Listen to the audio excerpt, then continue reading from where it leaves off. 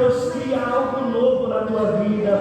Antes que essa palavra terminar, alguma coisa vai ser criada a teu respeito, porque tem ordem, aleluia, de Deus ao teu favor hoje aqui. Você não vai embora da mesma forma que você entrou, porque hoje Deus vai silenciar a voz do teu adversário e vai levantar a voz da fé dentro do teu coração. Não foi diferente. Alguém pode dizer, mas que comparação é essa? Naquele dia, o menino estava morto, bendito seja Deus, não havia mais esperança. Mas quando o Senhor toca no esquife, a vida volta daquele menino. E seguiu uma grande alegria, irmão. Saulo, ele já estava dominado pela morte. Não era mais o Senhor que operava nele. Ainda que ele dizia que era filho de Deus, que conhecia Deus e que era zeloso pela lei, mas ele já havia se perdido. Ele mesmo confessa, porque todo aquele que se torna independente nesta obra, ele fica sozinho.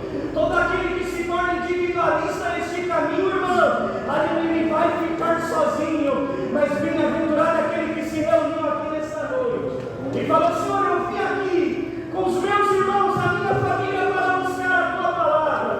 Irmãos, a palavra vai te responder aqui hoje nesta noite. Então, onde havia morte, a vida se manifestou. E Saulo, irmãos, aleluia, sabemos que ele foi formado por toda a lei do judaísmo. Bendito seja o Senhor. E quando começa a se levantar aquela perseguição do Evangelho, aleluia, foi difícil para ele escolher de que lado ele estaria. Mas até que, irmãos, ele foi convencido, aleluia, que o Senhor Jesus não havia ressuscitado, que tudo aquilo não passava de uma grande mentira, que os próprios apóstolos queriam construir no coração daquele povo para, aleluia, manter acesa a voz do Evangelho. E os sacerdotes, os principais dos sacerdotes, pagaram para aqueles guardas que guardavam o corpo do Senhor Jesus, porque está escrito que o anjo chegou, ali ele tinha pedra, estoura, corrente e tudo aquilo que guardava a tumba de Jesus Cristo, e ele tem que levantar da sepultura ressurreto para viver pela duração da eternidade. Mas o sacerdote, cheio de astúcia, pagou aqueles homens muitas moedas de prata. Aleluia. Propaga que de madrugada vieram aqui os apóstolos de Jesus e levaram o corpo dele embora, inventaram essa mentira para que todos acreditassem que Cristo ressuscitou, porque o próprio Cristo já havia dito, e teve profecia que saiu da boca dele, que ele só lembrava depois que ele já havia ressuscitado, porque onde ele diz: destrua este templo, em 3 dias eu reconstruirei. Tem momentos que nós não entendemos a voz de Deus no nosso coração. Os apóstolos não sabiam que essa profecia era espiritual. Ele não estava falando do templo de Jerusalém, ele estava falando dele mesmo, irmão, porque ele já sabia que seria morto, mas que a morte não poderia o deter. E Paulo, irmãos, uma das cartas aos Romanos, ele diz: tragada foi a morte e a vitória, porque o Senhor Jesus, ele apareceu para nunca mais, aleluia, deixar do nosso caminho. E o apóstolo Paulo, ele se convenceu, se tornou independente, um homem cheio de razão. Benditos irmãos, quantos de nós aqui já passamos por essa experiência? Ainda que caminhando um longo tempo nesse caminho, de repente Deus faz alguma coisa na nossa vida e nós temos que confessar: Senhor, eu achei que eu te conhecia, eu imaginei que sabia como tu trabalhava, mas por tudo que o Senhor está fazendo, eu vejo que eu não te conheço como tu és. Irmãos, e Deus chamou a profetizar pelo poder dessa palavra acerca da vida de alguém. Quando Deus concluir essa obra na tua vida, você vai conhecer uma nova versão do teu Deus. E você vai dizer assim: Senhor, eu não sabia que tu trabalhava dessa forma. Eu não sabia que tu viria por este caminho para fazer aquilo que nem a minha mente conseguiu imaginar. Porque Deus, ele sempre vem por um caminho de surpresa, irmão. Ele vem para nos surpreender. E Saulo ainda, irmãos, consentiu na morte de Estevão, perseguindo, glória ao nome do Senhor. E quando ele viu ali que Estevão foi morto, apedrejado, um dos diáconos que foi escolhido para continuar o trabalho da obra, ele viu que Deus não se manifestou naquele ato, irmão. A razão cresceu dentro dele. Irmão, não é porque Deus não te impede de tomar algumas ações, aí que Ele está de acordo com aquilo e a maneira como você está andando. Tem coisas que Deus dá tempo ao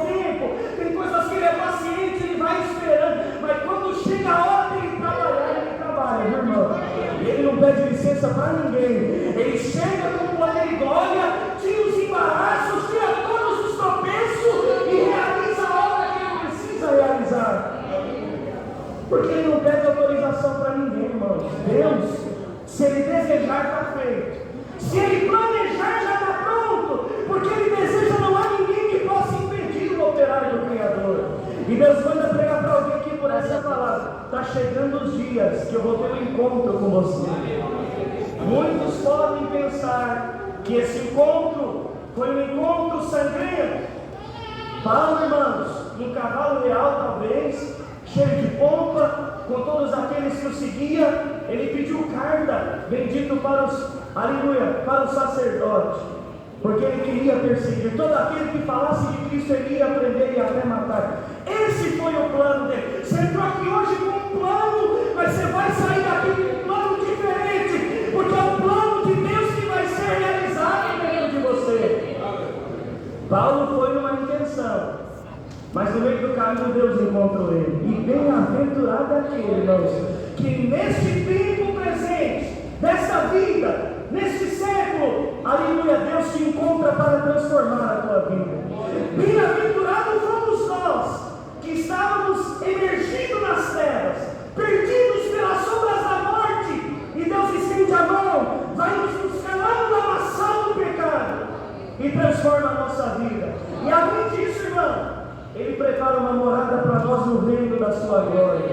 Nos lava, nos rende, nos modifica. Bendito seja o nome do Senhor. E ainda que nós entramos aqui, irmãos, como pecadores confessos e perdoados, aleluia, dependentes da misericórdia de Deus, esta palavra, ela tem misericórdia para derramar nessa igreja, porque Deus precisa mudar alguma coisa na direção do teu caminho. Foi com propósito. A direção era Damasco, irmão, mas não conseguiu chegar lá. Bendito seja o nome do Senhor. Você está vendo o mal trabalhando na tua vida, na tua casa, tentando desfazer alguma coisa que Deus construiu.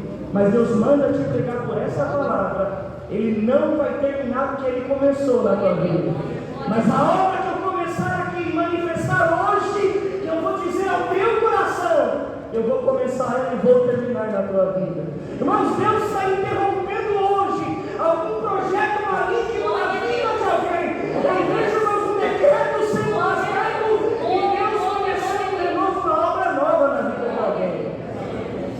Quando estava chegando em Damasco, talvez já tinha avistado a cidade. Ali está escrito, irmãos, que um grande resplendor de luz se aposta dele. Ele cai do cavalo, perde a visão. Bendito seja o nome. Olha aí, irmãos, ele estava caminhando com a morte, sendo o portador da morte, porque ele tinha ordem para matar, ele tinha ordem para destruir. Glória ao nome do Senhor. Mas a igreja acredita nisso aqui? Aleluia, teve anjos do mal destacados para destruir a tua casa. Você acredita nisso? Mas Deus manda dizer por essa palavra: Deus vai encontrar o teu adversário no caminho da trajetória dele. Já tem anjo do céu para embarcar a missão do teu inimigo. Não é derrota, te diz o Senhor, é vitória. Essa palavra te garante, tem uma vitória vindo aí para te encontrar.